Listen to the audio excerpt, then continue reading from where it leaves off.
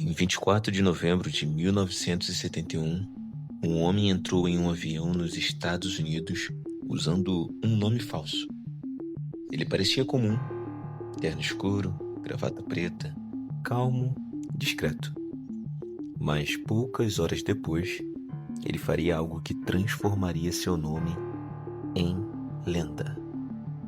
Esse homem exigiu $200 mil e pediu 4 paraquedas. Depois, simplesmente saltou de um avião em pleno voo. No escuro, debaixo de chuva, em uma noite gelada. E o mais absurdo, ele nunca mais foi encontrado. E esse é o caso de Deep Cooper. Era véspera de feriado nos Estados Unidos, no aeroporto de Portland, Oregon. Um homem comprou em dinheiro uma passagem só de ida para um voo curto. O voo era o 305, com destino a Seattle. Ele se apresentou com o nome de Dan Cooper. E isso é importante porque o nome Deep Cooper surgiu depois por causa de um erro da imprensa e acabou ficando famoso desse jeito.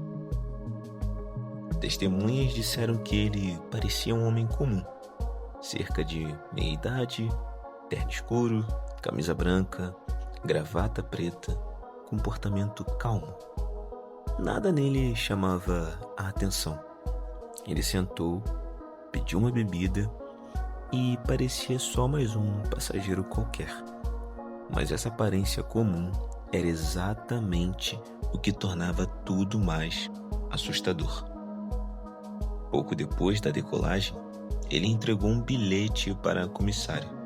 No começo, ela pensou que pudesse ser apenas uma tentativa de flerte, mas não era. Ele pediu que ela se sentasse ao lado dele e então revelou que carregava um dispositivo perigoso dentro da maleta. Segundo os registros do caso, ele mostrou algo com fios e cilindros vermelhos, o suficiente para convencer a tripulação de que a ameaça era real. A partir dali, o voo deixou de ser comum. Cooper passou instruções muito específicas. Ele queria $200 mil em notas de 20 e 4 paraquedas. E queria tudo isso quando o avião pousasse em Seattle. O mais impressionante, ele não parecia nervoso. Não gritava, não fazia cena. Tudo indicava que ele sabia exatamente o que estava fazendo. Bom, quando o avião pousou em Seattle, as autoridades decidiram cooperar. O dinheiro foi entregue, os paraquedas também. E então aconteceu uma das partes mais inacreditáveis dessa história. Cooper liberou os 36 passageiros, ou seja, ele não parecia querer transformar aquilo em um caos total. Depois disso, manteve apenas alguns membros da tripulação a bordo.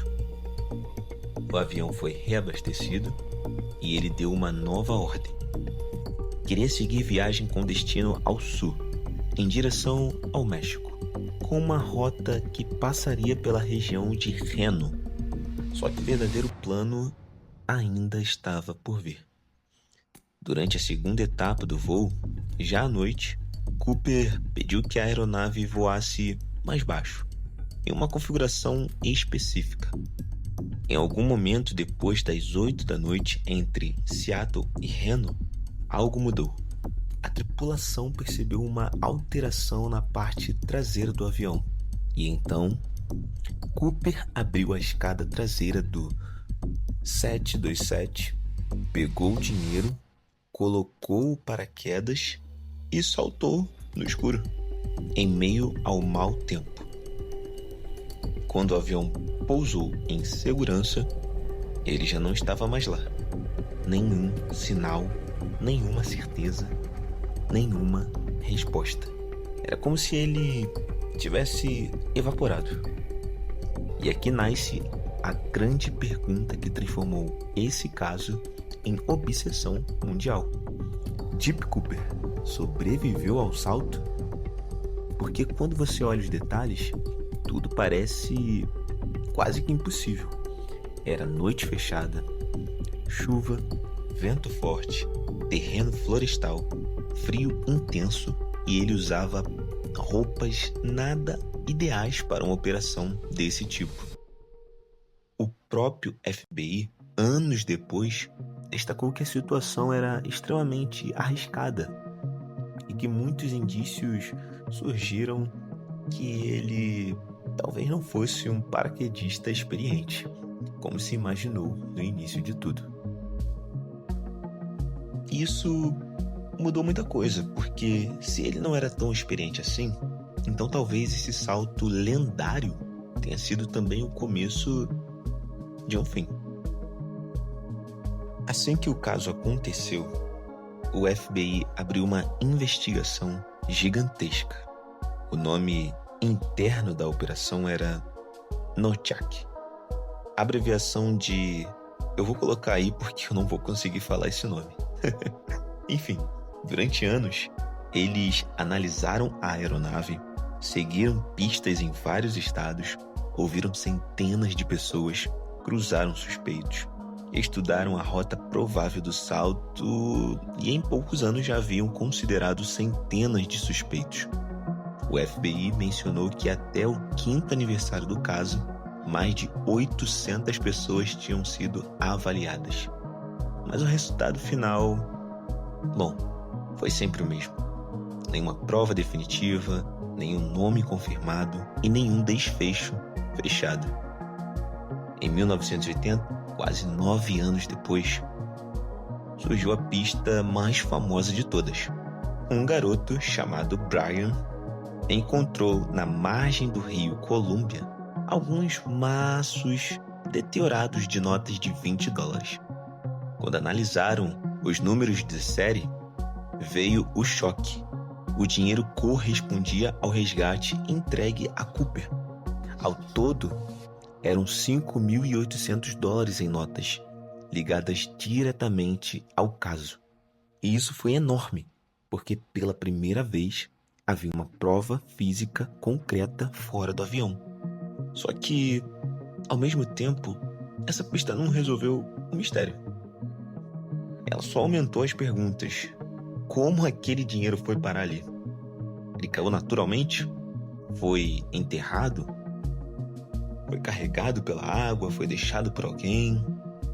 Bom, até hoje isso continua alimentando teorias. Depois de décadas de buscas, análises, testes e novas tecnologias, o FBI anunciou em 2016 que deixaria de dedicar recursos ativos ao caso para focar em prioridades mais urgentes. Isso não significa que o mistério foi resolvido. Significa apenas que, oficialmente, nunca conseguiram provar quem foi Cooper. Até hoje o caso continua sendo um dos maiores enigmas da história criminal americana. E talvez o detalhe mais fascinante seja esse. Todo mundo conhece o nome Deep Cooper, mas ninguém sabe com certeza quem foi Deep Cooper. Deep Cooper entrou em um avião como um homem comum. Saiu dele como, digamos que, uma lenda.